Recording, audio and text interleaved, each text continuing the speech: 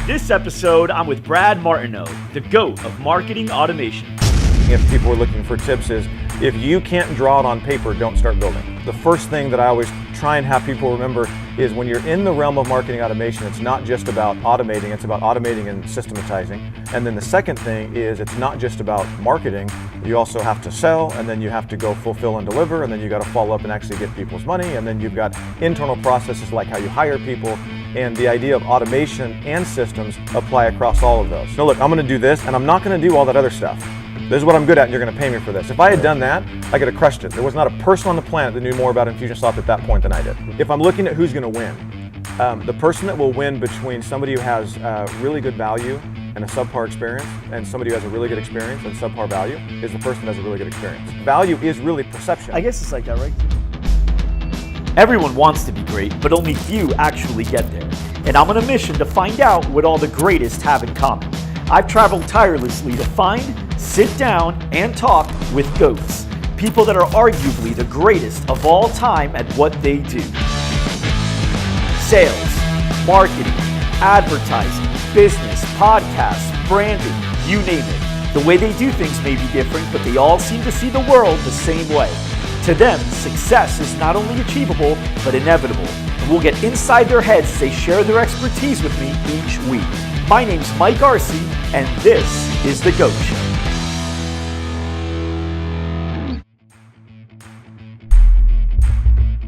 I'm so excited to talk about SixthDivision. I've been an Infusionsoft user for years because I knew it's an amazing tool that can really help my business grow. But it was all over the place, and I've heard so many great things about SixthDivision. Hearing Brad Martineau speak at many events, I decided to finally give them a shot and hired them for a 2-day workshop, and it was incredible. They really make the automation work for my business. They organize my entire Infusionsoft app so I can make sense of all my campaigns. They gave me access to their SixthDivision tool, their library to just make everything about the implementation easier, and I even got my own coach. And they can help you one-on-one or in a group setting, or you can do it yourself with their courses, but either way, getting SixthDivision totally made my Infusionsoft campaigns better, and I highly recommend them. And you can get an awesome promo if you go to get6thdivision.com. Again, that's get6thdivision.com. And I've also got to talk about Infusionsoft, which is known as the industry's best sales and marketing automation platform for small businesses. It allows me to build out automated email campaigns in all my businesses, manage my entire sales pipeline, segment my lists. I can even run e-commerce campaigns through there. And we've been using Infusionsoft now since 2011. It's an amazing tool that I can't imagine my business running without. And if you're interested in learning more about how we use it and how you can use it, you can go to getinfusionsoft.com to actually view an interactive demo. Again, that's getinfusionsoft.com. What's up, everybody? I'm Mike Arce, and welcome back to another episode of The GOAT Show, where we interview people that are arguably the greatest of all time at what they do. And today, I'm here with the GOAT of marketing automation, Mr. Brad Martineau. What's up, man? How are you doing? I'm doing really well, doing really well. So I've gotten to know you pretty well now over the last couple of years. I met you a while ago at an Infusionsoft conference. Yep. And you gave one of the best talks I've seen, where people rush to the back of the room to learn how they can work with you. And then that happened like 4 years in a row, where everybody rushed to the back of the room to learn more from you. And you've gotten to work with some amazing people like Daymond John from Shark Tank, and Arce Leadership. Arce Leadership, which is one of the Dave Ramsey companies, yep. Right, and then DigitalMarketer, Ryan Dice, we've had him on the show. So, I mean, you've really been able to work with some top-notch people because you do such great work. So before we even dive into any of this, what is marketing automation to you? Yeah, so marketing automation it's an interesting phrase and term because it talks about something that can be really valuable for a business, but at the same time, it's not a very good description. It has entrepreneurs walk down the wrong path about what it is. It's sort of misdescriptive, if that's the word. I'm going to make up words because I can. So what happens when people think marketing automation is they hear marketing and they hear automation, and what they think of is all of the things that typically come to mind when you think marketing, which is advertising, pay-per-click, Google, Facebook ads, all that stuff. And then when they think automation, it's like, well, I get rid of all the human involvement, the thing just runs automatically. Right. And that actually is about 5 or 10% of what marketing automation, the concept actually can provide for a business. And the key with marketing automation for me is that it's more than just automation. So there are elements of the business that 100% can be automated, and every business is going to require human beings. So the second half, or not really the second half, but another piece of automation is about systems. And it's about having it dialed in so that when a person comes into your office, you've got employees, I've got employees, when they come in and they have something to do, it's systematized. They know exactly what to do step by step in the process. It's not automated, but it's systematized. So the first thing that I always try and have people remember is when you're in the realm of marketing automation, it's not just about automating, it's about automating and systematizing. And then the second thing is it's not just about marketing, you also have to sell, and then you have to go fulfill and deliver, and then you got to follow up and actually get people's money, and then you've got internal processes like how you hire people, and the idea of automation and systems apply across all of those. So when we look at it more as like, I want to build a systematic, consistent, and ultimately predictable business across the entire business, not just in places where I can automate and not just in marketing. So it's much bigger. Yeah, and it's even past the sale because I've got your stuff, right? And after I gave you my money, I was getting more email automations for different things and helping me onboard into the program a lot better and actually help me be a better customer for you, which I'm sure improves my experience. Yeah, what improves your experience, and it actually makes it easier for me to be a better resource for you. So I think the biggest thing I would say is most people look at marketing automation as a way that they can eliminate or reduce where they need people. I look at marketing automation as a tool that allows the people that are on my team who are smart and capable to show up and do better work. When you sit down and work with Mike, you will get a better result and he can be a better coach to you because of what we've automated and because of what we systematized. So it's actually, for me, it's more about elevating the people to be more powerful and more valuable in the business than it is about trying to automate it so I don't need people. Right. Now, a lot of people know who you are already. And anybody that knows Infusionsoft, I think, knows who you are. So talk to me about SixthDivision. When did you get that started? How did that all play out? Yeah, so SixthDivision started officially, legally created as an entity. It was December 6th of 2011. So we just had our 6th birthday just recently, the big old party. We have something for you, by the way. Oh, sweet! I love it. Do we have it? Let's get that over to him. We have a SixthDivision 6th birthday present for you. Oh, I love it. Here you go. That's what I'm talking about right there. This is going to have to just sit right here. There we go. That'll be the prop for the rest of the show. There we go. I love it. All right, awesome. So go ahead. So okay, SixthDivision. SixthDivision. All right, so back in 2004, I actually started working at Infusionsoft. I was the 6th employee, and I was there for about 6 years or so. Company grew to 150 employees, and then they hit like most businesses do, at some point they hit some friction and they had to do a round of layoffs. They laid off 10% of the company, and I was part of that round of layoffs. And so I woke up one day and I found myself saying, well, I had 5 kids, so my youngest was 6 weeks old, and I was looking around at jobs that I could go get. I was an entrepreneur. I had entrepreneurial blood, but I didn't recognize it. And there's a difference between entrepreneurial blood and then like an entrepreneurial mindset. And I hadn't got the mindset yet, so I was looking at jobs, but there weren't any jobs that I could see myself fitting into that would provide for my family. So I'm like, well, I know this Infusionsoft stuff really well, so I'll go do that. So I started picking up some clients and doing some freelance consulting and implementation, and realized really quickly that at that point in my life, being a one-man show and just cycling through projects month after month was like, no, that does not work for me. Right. So I spent about a year and a half kind of trying to, wandering, we'll say, just trying to figure out what I wanted to do. And about a year and a half later, I partnered up with Dave Lee, who was also at Infusionsoft. We worked there together for 5 or 6 years, and said, look, people are floundering in the Infusionsoft space.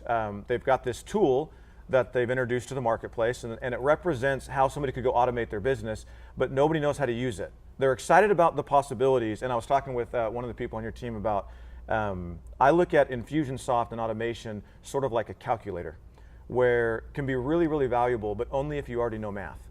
So if you don't know math, the calculator doesn't do you any good, no matter how simple it is. If a kid doesn't know math, if a kid doesn't know how to do 2 + 2, a calculator is useless. Right. Infusionsoft and automation is the same way. So Infusionsoft is useless to someone that doesn't understand the principles of how to automate and systematize a business. And when Infusionsoft started back then, there was nothing in the marketplace. Like, it wasn't even, they created the market of marketing automation for small businesses. So we teamed up and said, look, here's what we're going to do. We want to demystify and simplify what it takes for entrepreneurs. We want to basically create math for marketing automation. That's what we set out to do. Started in, like I said, late 2011. Really the first year was 2012. And our whole focus was to go help clients while simultaneously creating the system and the process and the framework and the methodology of this is how you look at your business. And if you look at your business this way, then Infusionsoft and whatever other tool comes along afterwards that you might use, it's a piece of cake because now you know math. So now I'm giving you basically the manual of how to use the calculator. Right. So when you first started, you left Infusionsoft, you started taking your first clients. Yeah. You know, what'd you charge? Like, let's say you were going to help me out. I'm client number 1 or 2. Okay, so when I first started, I don't know that what I did when I first started would be what I would advise somebody else to do. Okay. Because what I did, again, entrepreneurial blood. It's mainly just to see how far you've come. Okay, you want to see how far I've come? Okay, well, okay, then I've got. Okay, I'll tell you the story then. So here's how it worked. I got laid off. I was speaking at. So I got laid off like a week before their big user conference. The one that I don't know if it was the one you saw me at, but it definitely wasn't. It was probably a couple years before that. But and I was slated to speak 3 times. And I got laid off, and the event coordinator was freaking out. I'm like, no, don't worry about it. I'll speak, and I'll cover my spots. You don't have to go fill everything. So I went and I spoke, and I didn't know how I was going to charge for what I was doing. And so everybody I talked to, I'm like, hey, let me get your info. We'll line up a call, because I don't know how. I haven't decided how I'm going to charge yet. Which was code for I have no freaking idea what I'm doing, and I need a week to figure this crap out. Right. So I scheduled probably 4 or 5 calls. They're all on the same day, back to back, like a week later. And the first day, the day rolled around, I was gonna have these calls, and I literally had no idea what I was gonna do.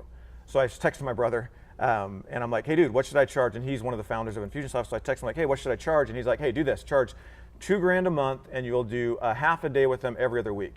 And at that point, my employee mindset was like, why would anybody ever pay for that? Right. So I get on the call, scared out of my mind. I walked through like, hey, here's what we can do. Kind of, dissected their business, and I said, okay, it'll be $2,000 a month. I'll come spend 2 days with you in your office, and then we'll do a half a day every other week, and it's $2,000 a month. They're like, cool, when do we start? And I'm like, what? So I get off that call, and I have another one like a half an hour later, and I'm like, all right, I know a little bit here. If they buy that easy, I should raise the price. So I'm like, I'm gonna go crazy. So the next call was $2,500 in the first month, and then $2,000 a month after that. I was still gonna fly to them and then do the same thing every month. And they're like, cool, when do we start? I'm like, okay, wait a minute, this is not the way this is supposed to go. So the third call, literally I had 4 calls that day. The third call, I was like, all right, I'm gonna ramp this up. One, I'm gonna make them come to me, and it was $4,500 up front and $2,000 a month. And they said, all right, well, we got to coordinate some things and make sure it works, but we'll get back to you. They bought within the week. And then the last call, I was like, well, dude, like there wasn't a lot of resistance from them. So the last call, I'm like, all right, well, it's just, if they don't sign up, whatever, let me try this. Yeah. So it's $5,000 up front, $3,000 a month, and they came to me, and it's like, okay, when do I start? Wow. So right there, you were already a 6-figure company. Well, so I had clients that were willing to pay me 6 figures. I did not have the mindset. Critical component. I did not have the mindset to be a 6-figure company. So what happened is instead of me going and doing what I knew how to do really well, I started to get afraid of all the things I didn't know how to do that they might ask me about. And I kept the clients for probably 6 months or so, but I was afraid of them.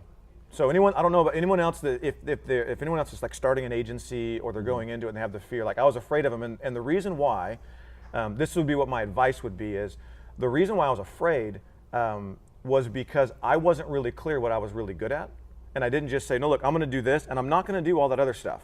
This is what I'm good at and you're gonna pay me for this. If I had done that, I could have crushed it. There was not a person on the planet that knew more about Infusionsoft at that point than I did. Right, you wanted to help them with every problem. I wanted to be able to solve any problem they threw at me. And naturally when you're talking about how to automate their business, they're like, hey, well, what should I do here? What should I do here? And I'm like, I don't know. I know how to make this thing work. I don't know all the strategies. Right. And I sort of took the responsibility of saying, if you ask me a question, I've got to have an answer and it better work the first time. So I was more afraid. So they lasted about 6 months or so, and then I handled some other projects, but like I could have been 6-figure company working, literally would have been like every other week out of the month. So at this time, you knew how to use Infusions. You knew how to use a calculator really well. Oh yeah, you could come to me and say, hey, I want to do this, and I didn't care. It didn't matter how complex it was, I could make it happen. You can make it happen, and I've seen your stuff. You are very organized with everything. Everything is very structured, systemized, like you talked about. But obviously, you're a very different person going from where you were to today in regards to not only the calculator, but also the math and really understanding the math at a higher level too. So what did you do to go from the guy that, scared to death to charge $2,000 and not know what to do, to the guy that everyone knows is the arguable GOAT of marketing automation? The first thing that I had to accept and recognize is that, one, I didn't have to do everything. Okay. Like, in fact, I'm actually better off if I can position myself as, no, I'm really good at this. And I don't do all those, but I can help with those, but that's not why you're paying me. Right. And what I really recognize is I shifted the responsibility of the business being successful overall to the business owner and to the entrepreneur, because what happened is I was taking responsibility that if somebody came and worked with me, their business was going to blow up, but I wasn't doing anything with their advertising, I wasn't doing anything with how they were leading their team, I wasn't doing any of all of the other things that money factor management, everything else. Yeah, so I got really clear that I was a variable in a much bigger equation, Right. and my responsibility was to maximize that variable, not actually solve the equation. If I was going to solve the equation, then we'd be talking about equity or something like that. Right. So what that first realization did for me is it removed from me the responsibility that I had to go handle all these other things, which means I had no need to be afraid because I knew what I was really good at. That was the first thing. And then the second thing is, I talked about the entrepreneurial mindset versus like an employee or a team member mindset. And I believe for me, the entrepreneurial mindset is that you go create, like I can go create and I can learn whatever I don't already know. And so there was a shift that happened. Ultimately, it boils down to leadership, but there was a shift that happened for me where I realized, no, like I can be a leader both. I can be a leader that can lead other people in my team. I can be a leader that leads my clients. And I don't have to have an answer on the spot, but I can go figure out. I can go figure out any answer. So those two mindsets clicked into place. And it was probably, well, there was a year and a half of wandering. So it took me about a year and a half to finally stop being stupid, and it happened because I ran out of money, which is a whole other story. But what I tell people all the time is if you want to get smart in a hurry, run out of time or run out of money, because then you can't afford to be stupid. Right. So those were the two mindsets. And then the other thing that took me from, I believe there's a spectrum if you're in like an agency with like a technical skill, is first you got to master the technology of like technically how do I go do something. The next thing you master is the contextual understanding of like what should I actually be doing. So for me, it was you tell me exactly what you want to do, I'll make it happen. Mm-hmm. Then that graduated to, look, I can make happen whatever you need to have happen, and I am comfortable now that as you're saying, hey, here's what I think I want to do, I can actually give you advice on your strategies to improve them. And then from there I got to the point, and it really is, it's just reps over and over. Right. Then I got to the point where I felt really comfortable that if somebody came in and they didn't even have a strategy, they didn't even know what they were going to do, that I could actually help them create one. Okay. And so it was sort of this progress over time of, you know, I can build anything, and then you could come in and be like, hey, I'm running this podcast, and when they sign up here, here's what I'm thinking of doing. And in my mind, I'm like, I know how to build that, and it would be easier and cost you less if we built it this way. So I could start to advise you you could come in and be like, dude, I don't even know what I want to do here. I'm like, okay, cool. Well, now I've got a framework built out where I know how to ask the questions and understand the real problem that's going on. So I can actually help you generate what the strategy is, and then we can do some advice on it, and then we can actually go build it. And make the experience better for the customer. And make the experience, yeah, exactly. And for your team. Yes. Okay, cool. So you and I are about to actually work together, literally right after this interview. I'm diving in, right? So I'm going to ask you a question that's not a free question because I already paid for the answer, but I'm going to give them free info. Got it. Okay, so let's say I have a company that wants to help ad agencies, lead generation companies, right? People, there's a lot of them out there that are struggling like I was, right? And so they're struggling.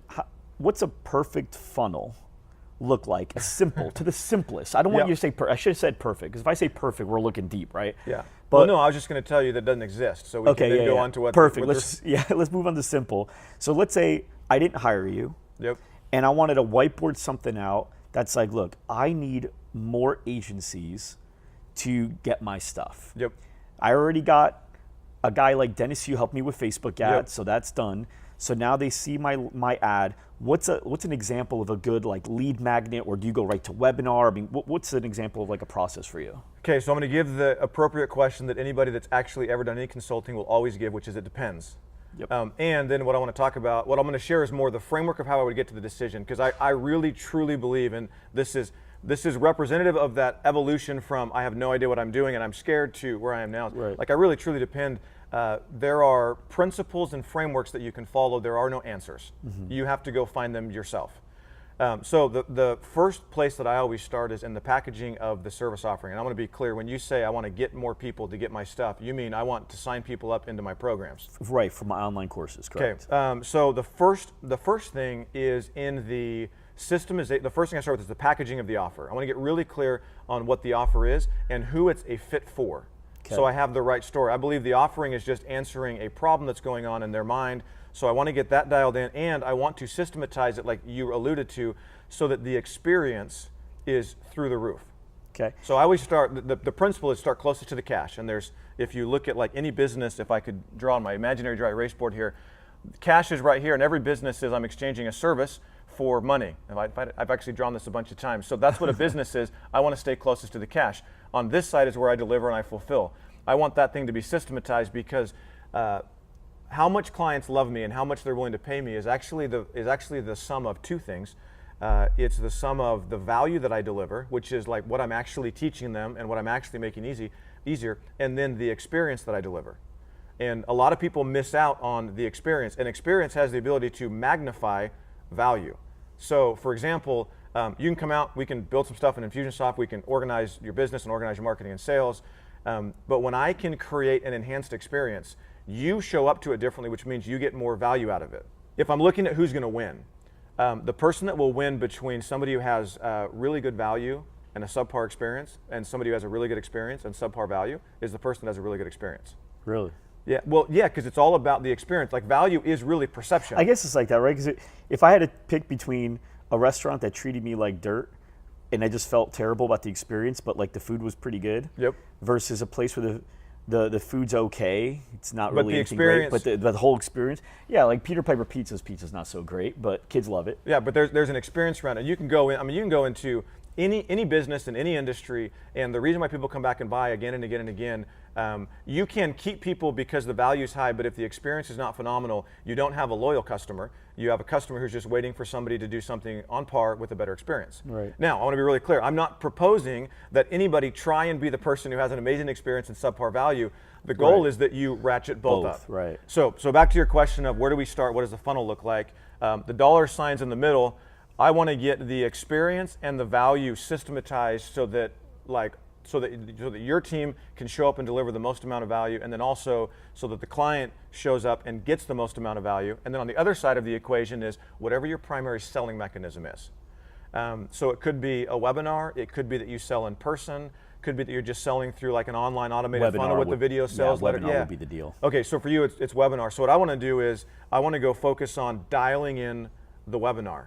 And then outside of here, I've got all these things I'm going to do to fill my primary sales mechanism that will then feed into my primary fulfillment mechanism. But when I get those two dialed in first, what it does is it allows me to get clients that know exactly what they're buying, and also it allows me to create stories of success that I can then go use in all of my advertising and marketing out here to fill the funnel. So I don't, without really diving into a business, I couldn't pass any judgment on whether you ought to do a webinar or you ought to do a sales team or whatever. I mean, you can kind of look at some price points of product offerings, but what I would definitely do is I start close to the cash, number one. I want that dialed in. We call it creating a predictable revenue machine. It's actually the first step in our process is we want to get primary selling mechanism dialed in, primary fulfillment mechanism dialed in, so that we have visibility and reporting and we know exactly what's happening so we can start to tweak and adjust. And then after that, we go look at getting into a rhythm of how we do all of our planning of how we're going to fill that thing and how we're going to optimize it. So let's say people watching, people listening are going they're either, if they're at this point of the video, yep, or the podcast, they're already thinking either A, I want to work with Brad, or B, I want to do what Brad's doing myself or with somebody else, but I like this stuff. Yep. This sounds great. How do they get great at the math? And you talk about blood. I say wiring. That's the terminology I use, right? But let's say the person that is wired to be the marketing guy, like I was, like you are, right? But they don't have a lot of the basic fundamentals down, that once they get those down, everything will come together really easily for them. Yep.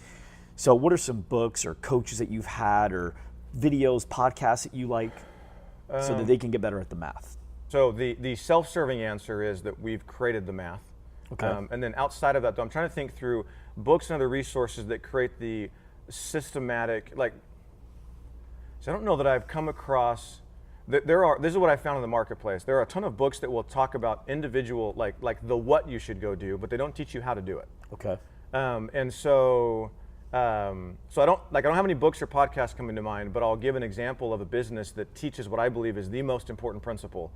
And if you study how they work, and you're going to laugh when I tell you what it is, but if you study how they work and how they built their business, and you start to figure out how does that apply to me as I start to create marketing automation and try and automate different parts of my business, I believe it'll be the single biggest thing that has an impact in what you're trying to do. Okay. It's Legos. Legos. Yes. So here's why. So you've got kids, right? Yeah. Yep. Any Legos made it into your house? Yeah, and sometimes on the bottom of my foot. Oh yeah, yes. I give them a lot I give them away when I speak a lot, and I always make people. Well, I don't make them sign a waiver, but I say I'm not responsible for when your foot gets jacked up. So here's why Legos. Christmas we got our kids a bunch of Lego sets. They're like 1,000-piece Lego sets. So just imagine a 6-year-old comes in and a parent buys a 6-year-old 1,000-piece Lego set. When you open it up, what actually comes out of a Lego set? A bunch of different pieces, random stuff. Yeah, not a bunch of different pieces. It's a bunch of different bags. Within the pieces. And this is like, it's simple, but it's super powerful. So if I went and bought a 1,000-piece Lego set for my 6-year-old, and I said, hey, here's the Lego set, and he opened it up and he dropped it out, and 1,000 pieces dropped out into a pile. It's overwhelming. Here's what would happen. Yeah, you think the 6-year-old's going to put that thing together? Not a chance on earth. So what happens is I'm going to end up putting it together, and I'll never buy another Lego set again in my entire life. So we have a thing we teach called the Lego principle, and I also call it modular thinking. And the principle is you've got to look at your entire business and how you want to take people from lead to prospect to client. If you try and process, think about it, and wrap your head around all of that all at one time, it's like dropping 1,000 pieces out. It's going to overwhelm the crap out of you because you're trying to juggle what you're doing on the fulfillment side, and you're also trying to juggle what you're doing on the marketing side, also on the sales side. The key is that you take your business and how you convert people into clients, and you look at them like individual bags. And so when you lay out your client journey, the first step is, what are the bags that make up the entire journey that people go on to become a client with me? And so if we go back to kind of my fake dry erase board here, I've got one when they buy, like you've got a coaching program, an online coaching program. I got one when they buy that. That's a bag, and inside there are a whole bunch of pieces that I'll go look at and I'll go build. And then I've got how I sell. For you mentioned webinar. We sell through a sales pipeline. So what I do is I draw them all out, but I draw them as bags first. And then what it allows me to do is modular thinking is the idea of, okay, I have this whole big thing, but I just want to focus on this piece first. Right. And then I can go dive into, okay, I'm doing fulfillment for an online coaching program. Now I've got my mind just focused on that part of the business. Now I can go look at, okay, well, who's got education around how to do that really well? Right. Who's got examples or templates or things I can follow? Like, what programs can I go buy? What coaches can I go hire? But what it does is it provides context to all of the thinking and all of the work that you would go do. So I would say if you go study Lego and you really start to see how does that apply to my business, what you'll start to recognize is your business is like a whole nother Lego set.